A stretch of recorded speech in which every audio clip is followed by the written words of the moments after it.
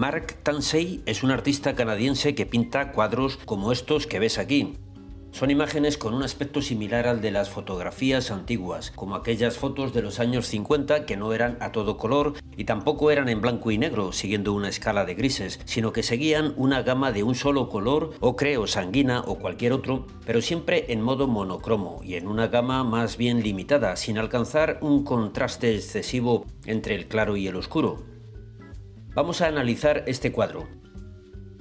Lo que tenemos aquí es una escena en la que unos hombres están bañándose en un lago. A la izquierda vemos unos árboles y a la derecha, al fondo, una montaña. El agua del lago está tan increíblemente tranquila que nos permite ver el reflejo de los bañistas y también el reflejo de la montaña. De hecho, es imposible que cuando hay personas bañándose, la superficie de un lago pueda mantenerse lisa y con la tersura necesaria para que se pueda ver sobre ella el reflejo de lo que está por encima, como si de un espejo se tratara. Bien, pero si dejamos esta cuestión y empezamos a fijarnos en algunos detalles del cuadro, podemos descubrir unas cuantas cosas aún más sorprendentes. Por ejemplo, ¿qué es lo que hay junto al personaje que está recostado en el suelo fumando un cigarrillo? ¿Qué hace el hombre que está agachado como recogiendo algo del suelo? ¿Son uniformes militares lo que visten todos esos personajes que aparecen junto al lago? ¿Qué hace ahí un paraguas pintado de esa manera? ¿Tiene algún sentido? Sí, eso que está ahí a la izquierda, marcando la línea de la superficie del agua, es un paraguas. Es verdad que no se ve bien y si nos acercamos mucho a la imagen empezamos a perder la definición y podríamos empezar a dudar, pero de verdad que es un paraguas. Entonces, ¿tiene algún sentido todo este conjunto de cosas extrañas? Vamos a intentar averiguar si todo esto es producto de la imaginación del autor, como en los cuadros de los pintores surrealistas y fantásticos, o si estas imágenes han sido tomadas de lugares y hechos reales, o si están inspiradas a partir de imágenes creadas por otros artistas anteriores, de los muchísimos que vienen creando imágenes en la historia del arte, y que forman parte de la cultura y del imaginario colectivo en el que los artistas trabajan.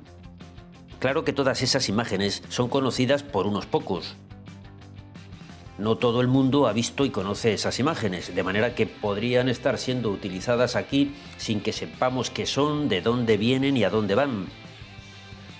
En cambio, los que saben identificar las figuras de un cuadro están en condiciones de saber si hay algún significado en la obra de arte que tienen delante, porque saben si esas imágenes son originales o están basadas en imágenes ya creadas y utilizadas por otros artistas con alguna intención. Pues bien, vamos a tratar de identificar las figuras y personajes que aparecen en esta escena representada en esta pintura de Mark Tansey. La montaña del fondo es el monte de Santa Victoria, que se encuentra en el sur de Francia. Este monte fue pintado numerosas veces por Cézanne, el gran pintor postimpresionista francés de finales del siglo XIX y principios del siglo XX. Los árboles de la izquierda también están tomados de una serie de cuadros pintados por Cézanne bajo el título de Las grandes bañistas. Resulta curioso que mientras en los cuadros de Cézanne las bañistas son siempre mujeres, en el cuadro de Tansey los bañistas son todos hombres. Pero lo más curioso es que si nos fijamos en las figuras reflejadas en el agua, vemos que no se corresponden con las figuras de los hombres que se están bañando, sino que en realidad son mujeres. Si le damos la vuelta al cuadro, lo vemos perfectamente. Y además resulta que lo que antes era una montaña, ahora es una cueva. Y lo que antes era el cielo despejado sobre la montaña lejana, ahora ha pasado a ser un enorme muro de piedra en el que se abre la boca de una oscura y tenebrosa caverna. Junto a las mujeres desnudas que están bañándose tenemos a la derecha otras dos mujeres de pie y vestidas. Una de ellas está mirando con unos prismáticos hacia algún lugar lejano y la otra pues no sabría decir muy bien qué hace y seguramente sea la figura más enigmática de todo este enigmático cuadro. Otro detalle interesante es el hecho de que todos los hombres que aparecen bañándose tienen el rostro más bien oculto. No podemos verles la cara, mientras que entre los que se encuentran en la orilla hay tres de ellos que sí muestran las facciones de sus rostros. Si nos fijamos en el que está de pie en el centro y nos acercamos para verle la cara, podríamos llegar a identificarle. Pues bien, se trata de Jacques Derrida. Sí, el famoso filósofo postestructuralista que escribió sobre el arte y la cultura en los años 60 y que tuvo y sigue teniendo una enorme influencia sobre los intelectuales que se dedican al mundo del arte y también sobre los artistas. El que está debajo es Roland Barthes, otro famoso pensador de aquella época, muy influyente también entre los que se dedican a estudiar el arte que se ha hecho después de las vanguardias del arte moderno y entre todos los agentes culturales que manejan los centros de arte contemporáneo. Y el que está a la izquierda, sentado al lado del que está con su brazo izquierdo como dando órdenes y con aspecto de capitán general o mariscal de algún ejército de los que intervinieron en las guerras mundiales del siglo pasado, pues resulta que es Jean Baudrillard, otro referente imprescindible para todos los teóricos del arte y pensadores del siglo XX. En uno de los textos escritos por Derrida, llamado Espolones, que es de 1976, se hace referencia a uno de los papeles inéditos encontrados en los archivos del filósofo alemán Nietzsche, en el que se podía leer la siguiente cita: «He olvidado mi paraguas». Derrida habla sobre los posibles significados de esta cita escrita por Nietzsche y los pone en relación con temas como la cuestión del estilo y la mujer en el arte. Esto podría darnos alguna pista sobre el sentido de las cosas que aparecen en esta pintura de Mark Tansey, en el caso de que exista algún significado oculto en estas figuras que componen esta escena.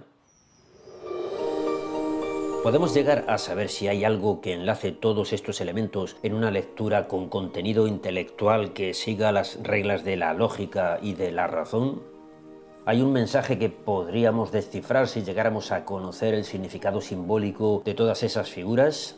¿Existe un código secreto manejado por el artista, accesible solo a unos pocos iniciados a los que les han sido reveladas las claves que permiten descifrar el contenido oculto encriptado en este cuadro?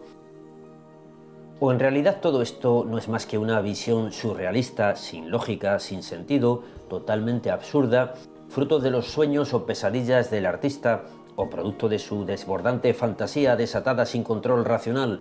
De modo que lo único que podríamos hacer con una pintura como esta sería analizarla o más bien psicoanalizarla, tratando de describir las paranoias, los traumas, obsesiones y alucinaciones que bullían en el inconsciente del artista, como los psiquiatras analizan la mente trastornada de quienes viven fuera de la realidad, en un mundo propio sin relación con el mundo de los demás. El tema de las bañistas ha estado presente de modo constante en la historia del arte, antes de Cézanne y después de él. ¿Todos los artistas que lo han utilizado en sus cuadros lo han hecho con el mismo sentido? Seguramente no. ¿Existe en la mitología griega algún relato que tenga algo que ver con este curioso tema tan persistente en la pintura? Cuenta el poeta romano Ovidio, en sus relatos sobre los antiguos mitos, que la diosa Diana, a la que los griegos llamaban Artemisa, era la protectora de los animales salvajes y las tierras vírgenes.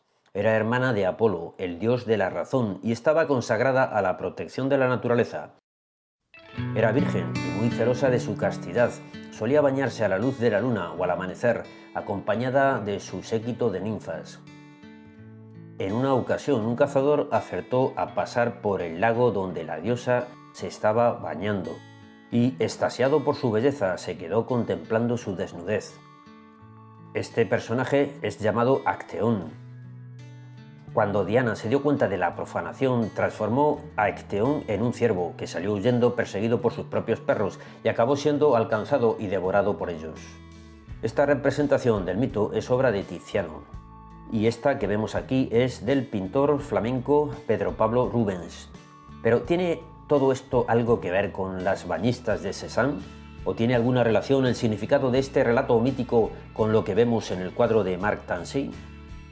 Primero habría que ver si el mito del que hemos hablado tiene alguna interpretación admitida unánimemente en la cultura occidental.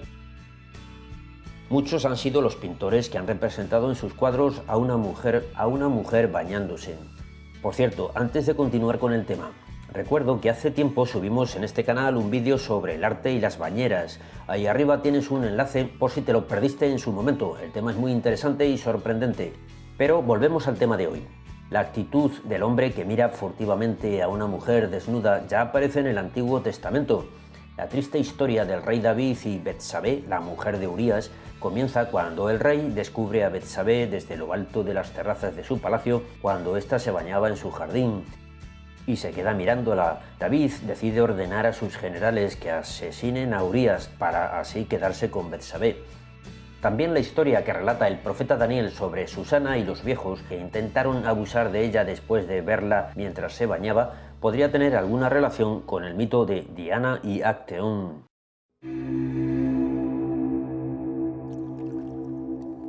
Aquí tenemos a Narciso, otro interesante personaje de la mitología griega. Está contemplando su propio reflejo en el agua, enamorado de sí mismo. Este cuadro de Dalí se titula La metamorfosis de Narciso. A la izquierda aparece el joven en el agua con la cabeza apoyada sobre su rodilla, pero a la vez esa figura la podemos ver como una mano entre cuyos dedos es sostenido un huevo. Este cuadro también es obra de Salvador Dalí. Tenemos unos cisnes sobre un lago a la luz de la luna. Sin embargo, el reflejo de estas figuras sobre el agua se transforma misteriosamente en una manada de elefantes. En relación con los efectos ópticos y las pareidolias y las leyes de la percepción ya hemos hablado unas cuantas veces en este canal. Pero el caso es que en este vídeo ya llevamos más de 10 minutos hablando y vamos a tener que acabar dejando el tema a medias. Tendré que hacer la segunda parte para contar qué es lo que decían Barthes y Baudrillard sobre el arte moderno y decir algo del paraguas de Nietzsche. Mientras llega ese vídeo te sugiero que leas algo sobre los símbolos en la historia del arte o sobre las intenciones de los artistas modernos antes y después de las vanguardias. Sobre esto último te recomiendo el libro de Will Gompertz, ¿Qué estás mirando? Ahí abajo tienes un enlace. En cuanto a lo de los juegos de mesa sobre arte que vimos en el vídeo de la semana pasada, pues seguimos a la espera de que salga al mercado en su versión en castellano el juego de Gallerist. Lo está preparando la editorial especializada en juegos Maldito Games y en cuanto tenga más información os lo cuento. Mientras tanto, podéis echarle un vistazo a los otros juegos que comentamos en este vídeo. Fresco, Final Touch, Sagrada, Azul, Modern Art, etcétera, etcétera. Y nada más por hoy, amigos, volveremos el próximo domingo. No te olvides de poner un me gusta y escribir algún comentario o sugerencia o petición especial para los próximos vídeos de algún tema que te interese. Y suscribirte, por supuesto. Y si ya estás suscrito, a lo mejor te puedes plantear apoyar este canal en mi página de Patreon desde $1 al mes. Hasta el próximo vídeo. Adiós.